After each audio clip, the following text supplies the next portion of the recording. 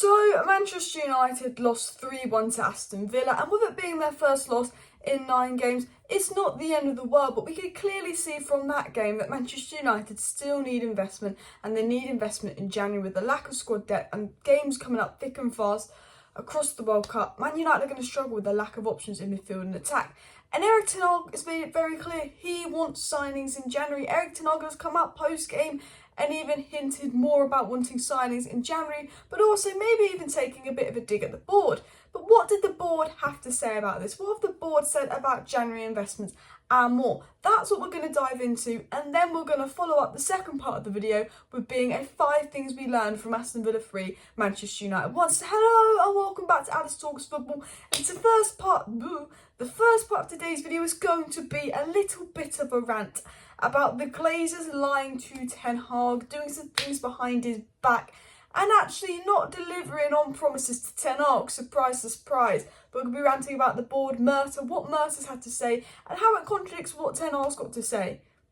Are they listening to Ten Hag or not? Well, we're doing a little anti-Glazer rant, and then the second part of the video will be 5 things we learned from the 3-1 Villa game with some very different new points that I think you guys will find interesting. So make sure you smash that like button. Of course, subscribe down below if you're new, and of course, share the video. Now, people, I want to throw out that this video is sponsored by the OneFootball app. The OneFootball app keeps me up to date with all the scores across football, all the news across football. Then I scroll down, I get my Man United section, and it updates me on what Ten Hag said in the presser, the transfer news, just like general Manchester United news, what's going in and around the club, all of that, and it helps give me ideas for videos and things to talk about for videos. So make sure you check out the OneFootball app. There's a link in the description, and it's completely free, and it's literally an app on your phone, and everything you need is up like that, and it's sponsoring today's video, so check it out, and let's dive in to the rant part of the video. So what annoyed me a bit is that Dalot's going to be out of our next game, which fine, Dalot needs a rest, but he's out of the Fulham game.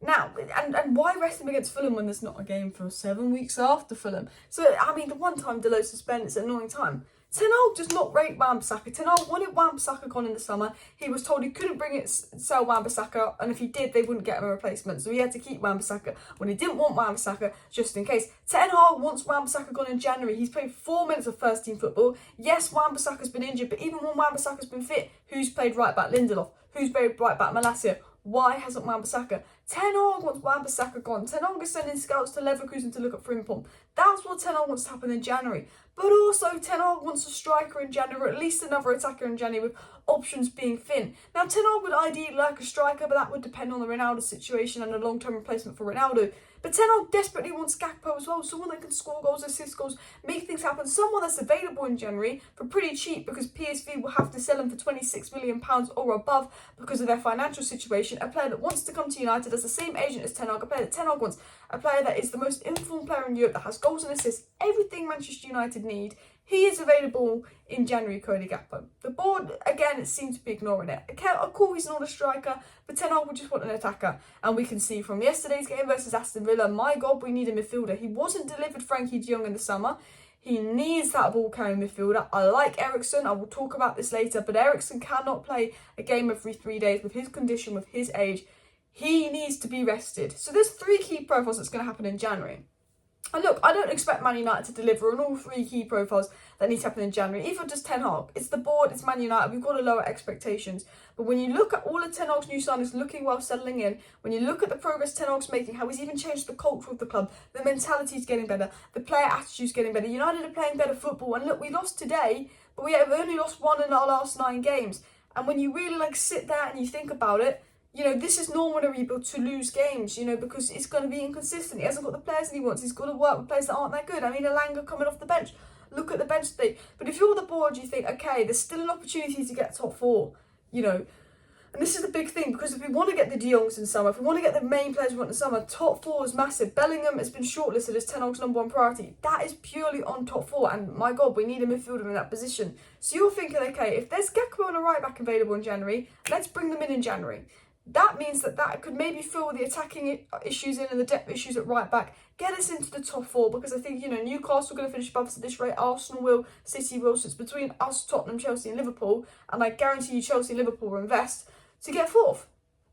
So you think, okay, maybe if United get that attacking, they can get 4th, right back, and they can get 4th. And if they get 4th, they can get that Bellingham, or they get that Frankie de Jong in the summer, and then they can get that long-term Ronaldo replacement, and then they can get that goalkeeper in, and then go into next season with a really good position. So Gakpo and a right back. You get rid of Wan-Bissaka. Maybe even sub Donny van de Beek at this rate because he just doesn't seem to fit in. You raise about £20 million from some sales. You get your right back in, and then you go, well, look, Gakpo's someone we wanted last summer. We can fast track him for this summer.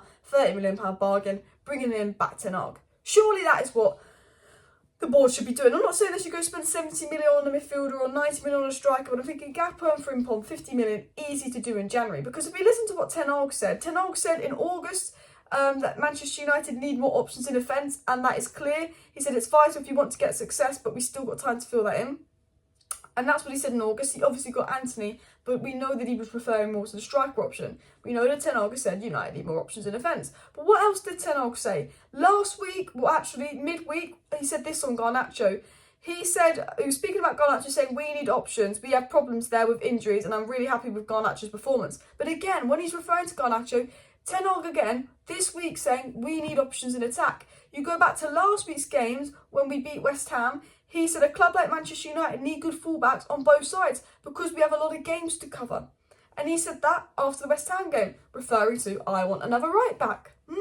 And then Ten Hag said only a couple, when the Queen died around then, when we had that big break, Ten Hag spoke about the international break and how he'd spend it. And Ten Hag said, we will have many meetings. We have to improve the structures in and around the club. We will also look to the window in January or next summer already. But we also have to improve our way of making plans.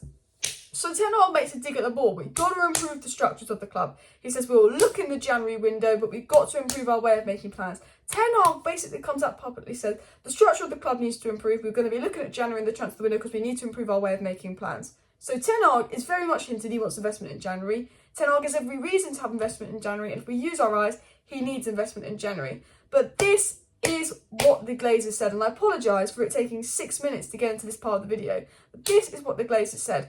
Ten Hag is keen to get into the next stage of his rebuild, but funds are expected to be very tight when the winter market opens. Joel Glazer, Arnold and Murta are focused firmly on summer 2023 as the next opportunity to significantly add to the squad. Laurie Whitwell, good journalist, a month ago, confirms again they are not interested in investing in January. Despite Ten Hag crying out for January investment and Ten Hag wanting January investment and Ten Hag being promised when he got the Man United job that they would back him, if your manager's made it clear he wants January investment, and if he's making these hints publicly, I'm pretty sure he's made it clear privately, he wants January investment, you think the board would pull some strings when Gakpo's available and Frimpong's available? I'm not saying they have to spend 100 million, but then there's a few players available that aren't at a good price. You think they would. It's not when we didn't get Casado under Raleigh for 4 million. Moises Casado, who's worth 80 million.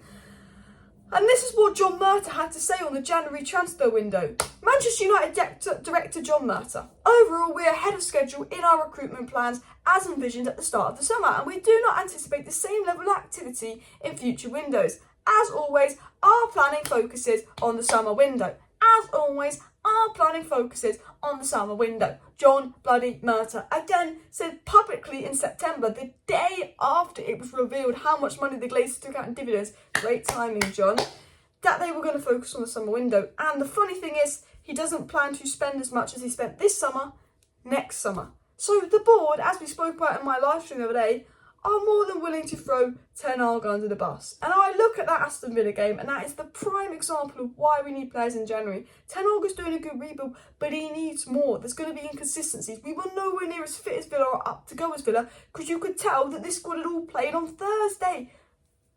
Depth. They are lying to Ten Hag. They are throwing him under the bus. And I think if there's a player available in January that Ten Hag wants for a reasonable price, they have no excuse not to get him. They told him they would back him. And you know what? They're not going to back him. Ten Hag's made it clear he wants signings. The board, I believe they'll sit there on their arse. There'll be a player available, no. Player available, no. Player available, no. And they'll miss out on them. So that is the rant bit of the video done. I do want to talk about 5 things we learned from the game, but I'm going to make it very quick because when we lose, I don't want to be talking about the game loads. But the first thing I wrote down that Manchester United learned from the game is that we need depth. We've got a lot of games to cover and we're obviously tired from Thursday. Everything I've been talking about in the rant, this team needs depth. Doesn't help with the injury crisis, but imagine the injury crisis when we're going to have no break from January to May and have a game every 3 days. It's going to be crisis. Like I spoke about, Eriksen looks dead. He cannot play every single game. He's not got that in him anymore. Dalot, we're very reliant on him. Bruno, obviously very reliant on him at the moment. We missed him today. the attacking situation is dire as always. I think the first thing we learn is just the depth. It needs to be sorted, which brings me back to the first part of the video, is why I've gone on a fat rant.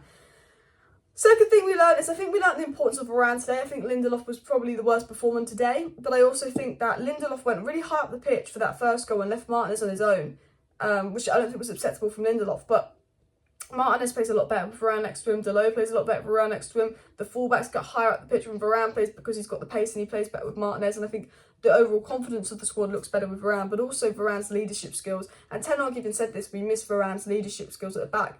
Even when Maguire started next to Lissandro, Ten Hag said, we miss Varane's leadership skills at the back. Bit of a dig, he is your captain. But you know what I mean. Now, the third thing we learnt from the game is, the second thing obviously we missed Varane, but the third thing we learnt from the game is Casemiro was good. If we're going to have to give a positive, I don't think anyone was brilliant today, but if I had to say the best player on the pitch was easily Casemiro. For me, he was a 7. Garnacho could maybe get a 6. Delot could maybe get a 6. Martinez a 5, and I think everyone else, shit. But for me, Casemiro was very good today. You can just tell he's a level above, he's a quality above. When we did get back in the game, when we did have that lifeline where it was 2-1, a massive part of that was on the boy Casemiro. Like, he just adds so much to this thing, and I just think, imagine a Frankie de Jong profile midfielder next to Casemiro, and then Ten Hag's got his long-term striker in. Cooking. I'd be positive. Like, United have a good squad. We lost to Villa, new manager bounce, they were fresh than us. Villa's a good side. Like, yeah, Gerrard wasn't doing well with them, but if you actually look at the Villa side, it was a good side.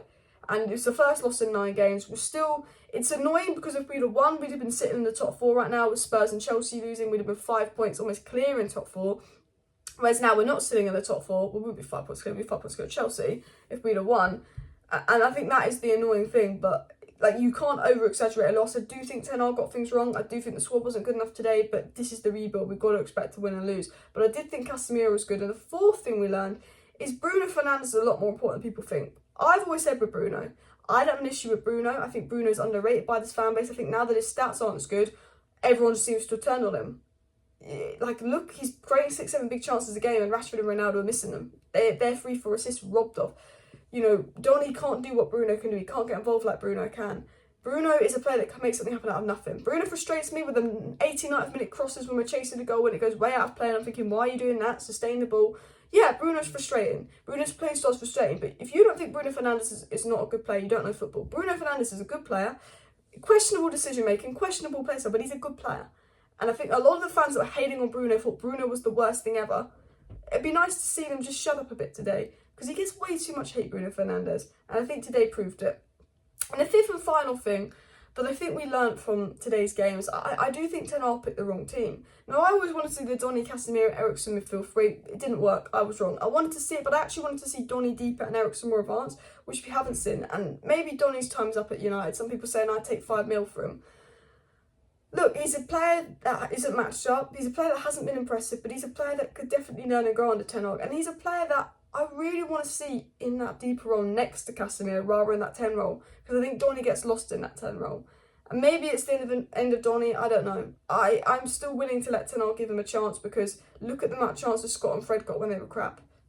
You know, for me, I'm happy to see Donny get another chance, but I still think he's better in that deeper role, not the 10 role. Maybe that's just my opinion. I don't know. Let me know yours. But I do think maybe Ten Hag picked the wrong team in the sense of, I get why Garnacho played on the left and Rashford played on the right, but maybe Rashford should have played on the left because he was so bad on the right.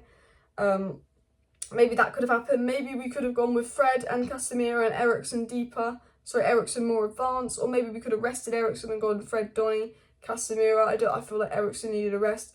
Ronaldo, it seems like when Ronaldo plays, rather than playing as a team, we're all playing to get the ball to Ronaldo. Does that affect the way you play?